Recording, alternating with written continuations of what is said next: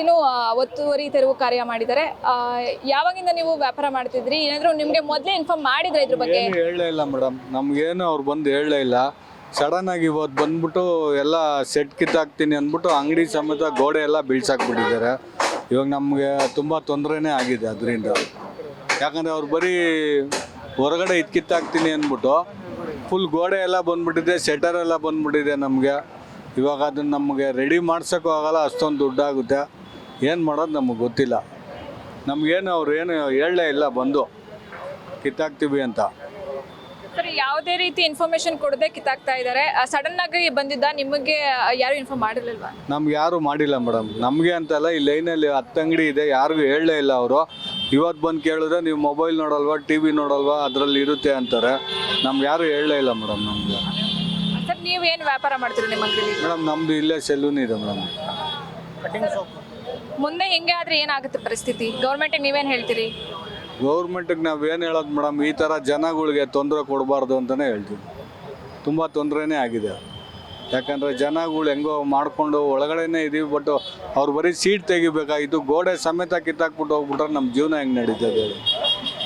ಹಾಂ, ಇದೇ ಅಲ್ಲ, ಈ ಲೈನಲ್ಲಿ ಎಲ್ಲರಿಗೂ ಹಂಗೆ ತೊಂದರೆ ಆಗಿದೆ. ಎಷ್ಟೊತ್ತಿಗೆ ಮಾಡಿದ್ರಿ ಈ ಥರ? ಈಗ 1 ಅವರ್ ಬ್ಯಾಕ್ ಆಯಿತು ಮೇಡಮ್. 1 ಅವರ್ ಮುಂಚೆ ಬಂದು ಸಡನ್ನಾಗಿ ಬಂದ್ಬಿಟ್ಟು ಎಲ್ಲ ಕಿತ್ತಾಕ್ತಾ ಇದ್ದಾರೆ. ನಾವು ಹಂಗೂ ಹೇಳಿದ್ವಿ, ನಮ್ಗೆ ಒಂದಿನ ಟೈಮ್ ಕೊಡಿ, ನಾವು ನಾಳೆ ತೆಗಿತೀವಿ ಅಂದರೆ ಅವ್ರು ಕೇಳಲಿಲ್ಲ ಮೇಡಮ್. ಅವರು ಒಂದಿನೂ ಟೈಮ್ ಕೊಡೋಲ್ಲ ನಾವು ಅಂದರು.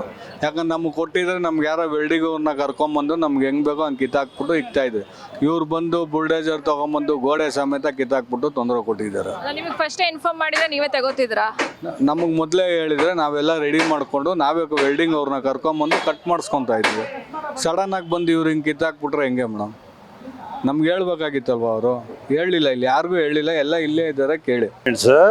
ಹಾಲಲ್ಲಿ ತುಂಬ ಇವತ್ತು ಹಾಲು ಮತ್ತು ಬೇಕರಿ ಐಟಮ್ ಎಲ್ಲ ನಷ್ಟ ಆಗಿದೆ ನಮಗೆ. ಒಂದು ದಿವಸ ಅವರು ಸಮಯಾವಕಾಶ ಕೊಡಿ ಅಂತ ಕೇಳಿದೆ, ಅದಕ್ಕೆ ಇವತ್ತು ಕೊಟ್ಟೇ ಇಲ್ಲ. ಏಕಿ ಬಂದು ಎಲ್ಲ ಹೊಡೆದಾಕ್ಬಿಟ್ಟಿದ್ದಾರೆ.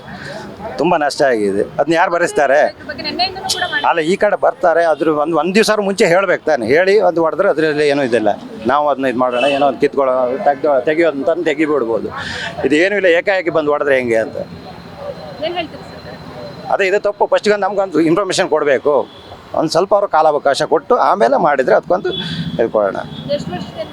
ನಮ್ಮದು 15 ವರ್ಷದಿಂದ ಮಾಡ್ತಾ ಇದ್ವಿ.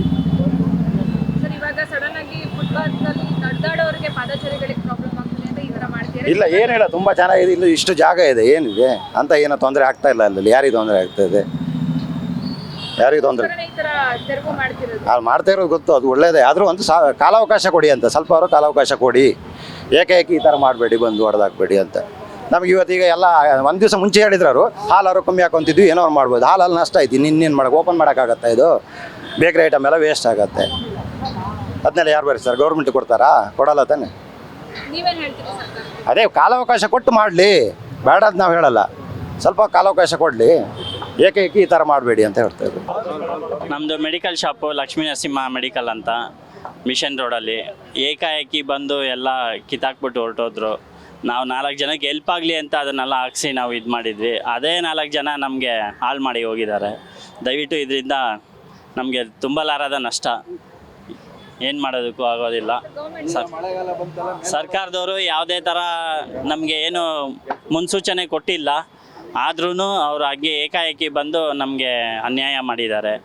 ಒಂದು ದಿನ ಆದರೂ ಟೈಮ್ ಕೊಡಿ ಅಂತ ಕೋರ್ಕೊಂಡ್ವಿ ಅವ್ರಿಗೆ. ಆದರೂ ಇನ್ಸ್ಪೆಕ್ಟ್ರ್ ಯಾರೂ ನಮ್ಮ ಜೊತೆಗೆ ರೆಸ್ಪಾನ್ಸ್ ಮಾಡಿಲ್ಲ. ಅವ್ರು ಹೇಳಿದ್ದು ಫುಟ್ಪಾತ್ನಲ್ಲಿ ಇರತಕ್ಕಂಥ ಅಂಗಡಿಗಳನ್ನ ತೆರವು ಮಾಡ್ತೀವಿ ಅಂತ. ಆದರೆ ಈ ಥರ ಒಂದು ಶೆಡ್ಡು 4 ಜನಕ್ಕೆ ಹೆಲ್ಪ್ ಆಗಲಿ ಅಂತ ನಾವು ಹಾಕಿದ್ವಿ.